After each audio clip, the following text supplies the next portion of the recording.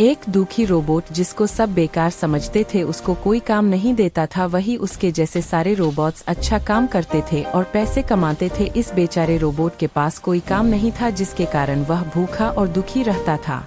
एक दिन उसने देखा कि उसको जमीन पर एक तारे जैसी चीज चमकती हुई दिखाई देती है। वह पास जाता है तो वह हैरान हो जाता है, क्योंकि वह चमकती हुई चीज कोई और नहीं, जादुई सितारा था, जिसका कहानी उसने बचपन में अपनी दादी से सुना था। वह विश्वास नहीं कर पाया कि उसकी बचपन की कहानी बड़े होने के बाद सच हो रही है। सितारे को अपने साथ अपने घर ले जाता है और दोनों साथ में रहने लगते हैं।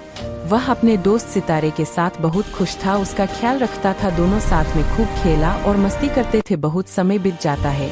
अब वह सितारा भी बड़ा हो जाता है और रोबोट भी बहुत बड़ा और अमीर हो जाता है।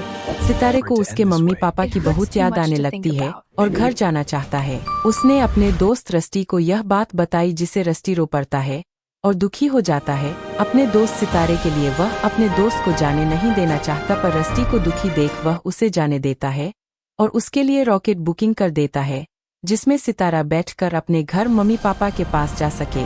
जिस दिन उसको जाना था, उस दिन बुरा रोबोट फ्रेंकीलो नाम का गुंडा रोबोट आकर उस सितारे को किडनैप करके ले जाता है, जिसके कारण वह अपने रॉकेट में बैठकर घर नहीं जा पाता। बाद में उसके दोस्त रस्टी को यह बात समझ में आती है और वह अपने दोस्त सितारे को बचाने के लिए बड़े बिल्डिंग में जाता है और वह सबसे लड़के उस सितारे को भाग लेता है और जोर से आसमान के तरफ फेंक देता है, ताकि सितारा उठकर अपने घर चले जाए, पर वह नीचे गिर जाता है।